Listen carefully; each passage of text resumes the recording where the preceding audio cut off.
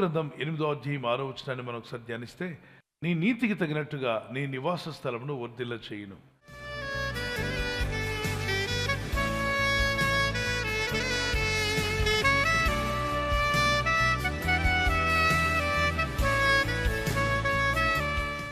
మీ నివాస స్థలం యేసు నామములో ఆశీర్వదించబడును గాక. దేవుడు తన ప్రజలను దీవించాలని కోరుచున్నాడు. ఒక చెట్టు స్థిరంగా ఉండాలంటే దాని వేర్లు స్థిరంగా ఉండాలి. వేర్లు స్థిరపడినప్పుడు చెట్టు కూడా స్థిరంగా బలంగా ఉంటుంది. ఒక పెద్ద తుఫాన్లో చెట్టు పడిపోకుండా ఉందనుకోండి, దాని అర్థం ఏంటి? చెట్టు పైనున్న దాని బలం కాదు, కిందున్న దాని బలం. దాని వేర్లకున్న బలం బాగుంది, బలంగా పటిష్టంగా ఉందని దాని అర్థం. అలాగే ఒక ఇల్లు స్థిరంగా ఉండాలంటే దాని పునాదులు స్థిరంగా ఉండాలి. ఆత్మీయ విశ్వాస గృహానికి పునాదులు పాడైపోకుండా చూసుకోండి. మీ ఇంటి పునాదులు పాడవద్దు. ఈ భౌతికమైన ఇల్లే కాదు పిల్లరా, ఆత్మీయమైన ఇల్లు. కుటుంబము అనేది కూడా ఒక ఇల్లు. కుటుంబ బాంధవ్యాలు బాగుండాలి. ఎంత గట్టి ఇంట్లో ఉంటున్నా ఇంట్లో సంబంధాలు బాగాలేకపోతే అది పునాది పాడైపోయిన ఇంటి లాంటిదే. భక్తిహీనత వల్ల అనేక మంది ఇల్లు నిలవకుండా పాడైపోయాయి. అంటే మరి భక్తిహీనులు చాలామంది ఇల్లు బాగానే ఉన్నాయి కదండి. వారు కట్టుకున్న పునాదితో కట్టినటువంటి భౌతిక ఇంటి గురించి మాట్లాడట్లా, కుటుంబము అనే ఇంటి గురించి దేవుడు మాట్లాడుతున్నాడు. అనేక గృహాల్లో సమాధానం లేదు, నెమ్మది లేదు. భక్తిహీనత ఇంటిని పాడు చేస్తుంది, కుటుంబాన్ని పాడు చేస్తుంది, నివాస స్థలాన్ని పాడు చేస్తుంది. కాబట్టి ప్రతి ఇంటిలో ఉండాల్సింది భయభక్తి.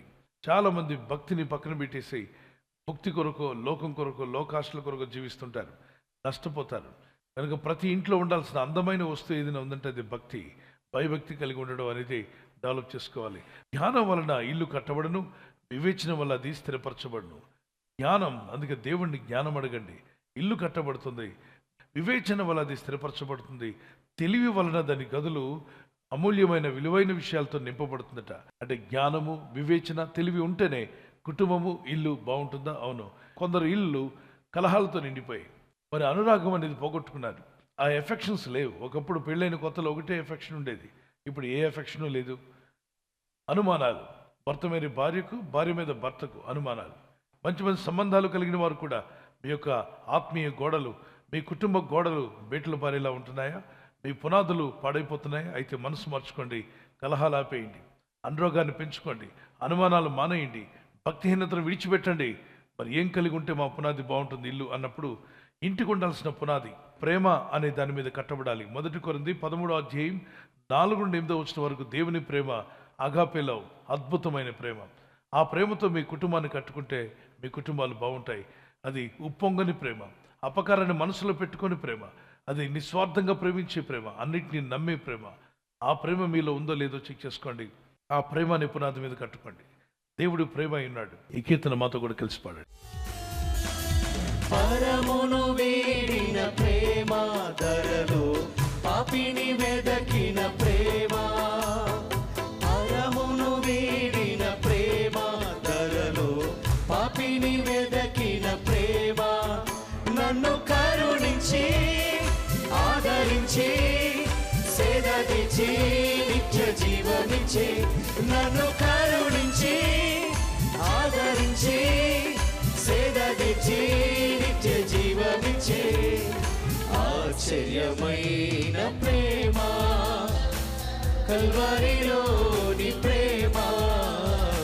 ఆశ్చర్యమైన ప్రేమ, కల్వరిలోని ప్రేమ.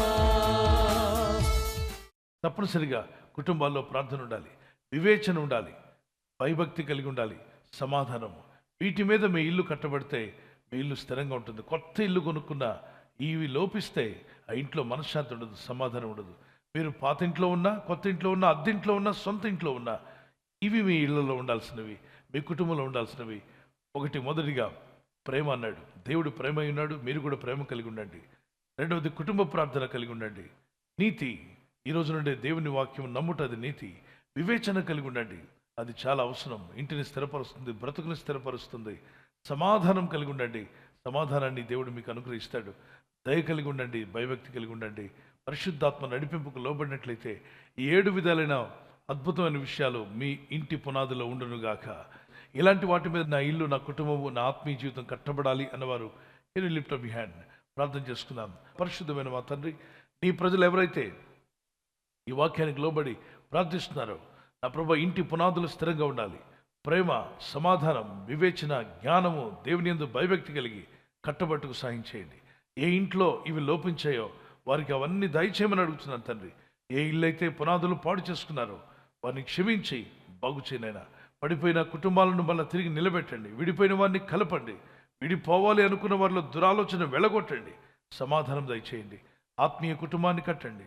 ఆత్మీయంగా వారు వర్ధిల్లాలి, భౌతికంగా వారు వర్ధిల్లాలి. ఈ ప్రజలు చేస్తున్న ప్రయత్నాలు ఫలింపచేయండి. ఈరోజు ప్రార్థించి ప్రయత్నించబోతున్న శంకుస్థాపన అయిన, గృహప్రవేశమైన, ఒక బిజినెస్ ప్రారంభిస్తున్నా, ఉద్యోగ ప్రారంభానికి వెళ్తున్నా, ఒక మంచి కార్యక్రమాన్ని ప్రారంభిస్తుండగా, నేను వారి బిడ్డల వివాహం కొరకు ప్రయత్నాలు చేస్తుండగా వారు చేస్తున్న ప్రయత్నాలు ఫలించలాగున మీ దూతలకు ఆజ్ఞాపించండి. మీరు ఆజ్ఞాపిస్తే కార్యాలు జరుగుతానైనా. ప్రభు, ఎవరైతే అనారోగ్యం, బలహీనత అనే అంధకారంలో వారి జీవితం ఉన్నదో అటువంటి వ్యాధి రోగాలను వెళ్ళగొట్టి ఈ వెలుగును ఉదయింపచేసి నీ గాయపడిన హస్తంతో వారి క్రిటికల్ సిచ్యువేషన్ నుండి, వ్యాధి రోగముల నుండి, రోగ పడకల నుండి వారిని లేవనెత్తి స్వస్థపరిచి నీ సాక్షిగా వారిని వాడుకోనైనా. ప్రయాణం చేసి బయటికి వెళ్తున్న వారు మళ్ళీ తిరిగి క్షేమంగా ఇళ్లకు వచ్చేందుకు సాయం దయచేయండి. మా ప్రయాణాల్లో నీ కాపుదలు ఇవ్వండి. ఎటువంటి యాక్సిడెంట్స్ కానీ ప్రమాదాలు కానీ గురి కాకుండా నీ కాపుదలు యేసు నామములో ప్రతి ఒక్కరికి కలుగునుగాక. నీ నామ మహిమార్థం నిలబెట్టుకునండి. నీతిమంతుని నివాస స్థలము వర్ధిల్లును అన్నావు తండ్రి. నీతిమంతుని నివాస స్థలం స్థిరపడును అన్నావు. నీ యందు భయభక్తి గల వారి యొక్క నివాస స్థలాన్ని దీవిస్తానన్నావు. యేసు నామములో వారిని దీవించి బలపరిచి ఎక్కడున్నా, ఏ దేశంలో ఉన్నా, ఏ ప్రాంతంలో ఉన్నా ఈ దీవెనలు వారికి దయచేయమని, స్థిరమైన పటిష్టమైన పునాది కలిగి క్రీస్తునందు వేరుపారి నీ రాకడకు సిద్ధపడే కృపనిమ్మని క్రీస్తు యేసు నామములో అడుగుచున్నాము మా పరలోకపు తండ్రి. ఆమేన్. పావన యేసుని ప్రేమ, సిలువలో పాపిని మోసిన ప్రేమ. పావన యేసుని ప్రేమ, సిలువలో పాపిని మోసిన ప్రేమ. నాకై మరణించి జీవమిచ్చి జయమిచ్చి తన మహిమనిచ్చే. నాకై మరణించి జీవమిచ్చి జయమిచ్చే తన మహిమనిచ్చే. ఆశ్చర్యమైన ప్రేమ, కల్వరిలోని ప్రేమ. ఆశ్చర్యమైన ప్రేమ, కల్వరిలోని ప్రేమ. బర్త్డే జరుపుకునే వారికి happy birthday to you. Many మోరిటీస్ ఆఫ్ ద డే. ప్రభు కృప మీకు తోడే ఉండుగాక. As you enter to new year, నూతన దీవెన, నూతన హృదయం, నూతన మనసు, ప్రార్థన బలము, విశ్వాస యాత్రలో మీరు బలపరచబడాలి మా ప్రార్థన. పిల్లలు మొదలుకొని పెద్దల వరకు దీవించబడి ఆయురారోగ్యములు కలిగి జీవించటకు పరిశుద్ధాత్మను మీకు సహాయం దయచేయనుగాక. ఆమేన్. మీకు వాగ్దానము దానియేలు గ్రంథము 11:32. Book of Daniel chapter 11:32. తమ దేవుణ్ణి ఎరిగిన వారు బలము కలిగి గొప్ప కార్యములు చేస్తారు. గొప్ప కార్యాలు పొందుకోండి. దేవుని కొరకు జీవించండి. బలం కలిగి ఉండండి. యానివర్సరీ జరుపుకున్న వారికి happy wedding anniversary. May God bless you with this promise. Keerthana 37:22. Psalms 37:22. యెహోవా ఆశీర్వాదం నొందిన వారు భూమిని స్వంతరించుకుందరు. దేవుడు మీకు ఇంటిని, కుటుంబానికి కావాల్సిన నివాసమును యేసు నామములో అనుగ్రహించును గాక. ఆమేన్.